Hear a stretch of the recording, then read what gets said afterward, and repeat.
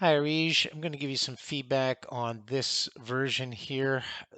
I just did a quick change, substituting AI with Gen AI because that's an important distinction. AI means something quite much bigger, and you're really focusing on generative I believe.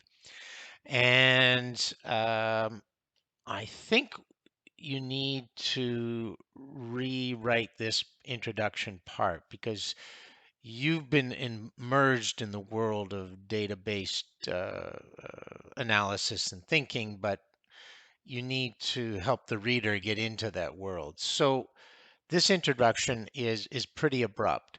What you need to do is, I think, first focus on something like a general statement that there's an abundance of data collected in online teaching, and you need to put references and specific examples, and then list the kinds of data that you're talking about, because I'm not clear on that, and I think the reader needs to be. So that's the first thing. So you establish this sort of glut of data or abundance of data, and then you follow up with a statement of this data remains largely unused, and then you can give references for that. Then list the reasons why, and I think you have two primary ones: a lack of high quality professional development and the tools to help decipher and use this data. And you can sort of combine these. Well, this first paragraph is is is, is so general and it's weak. It almost, if I read it as a reviewer, I'd be thinking, oh, I don't think this is a very good proposal. And the reason is it's not reference. It's a broad statements. And as a postdoc, you need to be very specific, someone who's informed. So you want to present a reasoned argument about there's a lot of data, we don't use it well, these are the reasons why, and this is what my particular project's going to address. I would include more resources here. Just your resource, it shows that you're just sort of self-focused, and really there must be some other references that you could put in there to indicate that teachers are not getting the PD. Now you're emphasizing Ontario, and that's fine. However, this research is published in international and national journals, so we don't necessarily want to uh, emphasize that aspect of that. And but that's okay to have this kind of, the most haven't. So you're making the argument of well, they haven't received the proper training, and and that they would like to emphasize the use Gen Ad to help them. So that sort of follows off my argument here, that you can, and then that can be in the first paragraph. So you can combine these two paragraphs. I would largely leave these, I would actually delete this paragraph. And I think this part is fine. I'm just wondering, and here's my question: have you looked at the application, and is this specifically meeting the criteria of the section? Usually they have it set up in sections, and you have to do something in each section. So you can't freelance this. It has to fit in, here's the reasons why, here's the background, that sort of thing. Your background is weak if you don't have more references. And then you talk about how you're uniquely positioned. And I'm assuming that that is a part of the criteria for a postdoc, is to make a statement like that. Now, the other thing here is you've got database decision making. And again, that actually might even be the first statement you make in defining a database decision making is da, da, da, da, da. And then you could lead into there is an abundance of online data. But you need to bring that database decision making with the acronym up earlier because you talk about DBDM here, and I'm like, what is that? And then it's referred to down here, and that's not usually how it would work. So if I were thinking about it, I would definitely bring in database decision making in the first paragraph, and then note that there's an abundance of data and online teaching. However, so you might broadly speak, database decision making is a trend, right?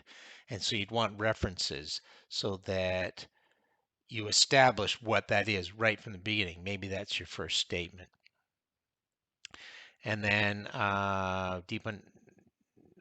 bring a deep understanding of teachers, probably a deeper understanding of teachers' roles. Now, when you're referring to your doctoral research, reference it, right? It now is published, so you have to put a reference in there. And then I would put the reference here as well, and just to remind the reader that what's coming um, to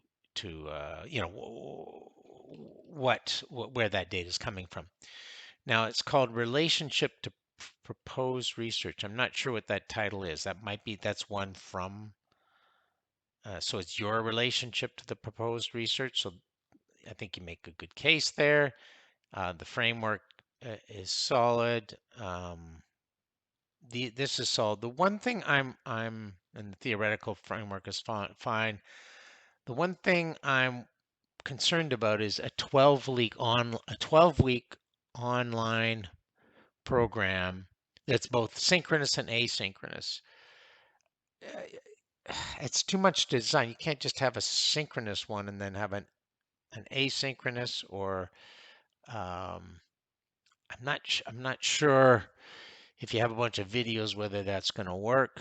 Um, I would suggest that you think about this intervention a little bit more. And I'm just thinking on the top of my head, and we can meet if you want to talk about it. But 12 weeks for busy teachers, pretty unlikely they're going to get 50 to 70 teachers participating in that. I don't think so.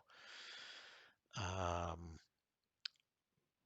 you might have a series of modules. You want to kind of put that down because if it's 12 weeks, that's a whole term before they even start their program. Their That's a whole term. So they using it. Are they learning? It's kind of like learning how to fix a car while you're driving it, right? So they're learning about data. So they kind of need something sort of intensive at the beginning, I would think. And then what I would do is have a series of modules that would help them get on board early on. And that might be sort of a 2 or 3 week thing so they can kind of get into there. And then uh,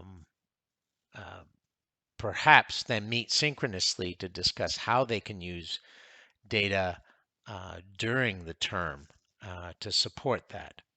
I haven't thought much about it, but I don't know. This is pretty vague in terms of what's going on, and I would imagine teachers would probably want something at the beginning where you show them how to do this, and some of the basics, and they try that out, and then you have sort of the level 2, and they try that out, and then you have a level 3, and they try that out, and you could have videos if they missed that particular training, but they'd have to be short and concise. So modules, what I would say. Um, so maybe you could be a little bit more precise in that. We could talk about that. And then the last thing here is student academic outcomes. I just don't think that's realistic. Um, you've got a 12-week intervention, but the intervention, as I say, they're learning to use the data while they're actually teaching, so they don't really have any expertise in it. They're kind of learning a little bit, and then you do something, and they're learning a little bit more, and they're doing something, and so I don't even think it's realistic to look at student academic outcomes. And I think more importantly, well, it's going to be hard to get ethical approval for that. That's a lot of, and I think how can you attribute what's going on to and um, paired t-test? You can't you can't. There's nobody who's gonna. You're not gonna compare it to classes that don't do it. It's going to be very hard to get that kind of approval, right? And there are just too many factors in teaching to associate at this stage the academic outcomes with the DBDM efficacy. So I would emphasize probably the surveys and then the subsample, um, because I think it's a really hard link to make. And then you have the justifus and that justification, that's fine. So that's my feedback.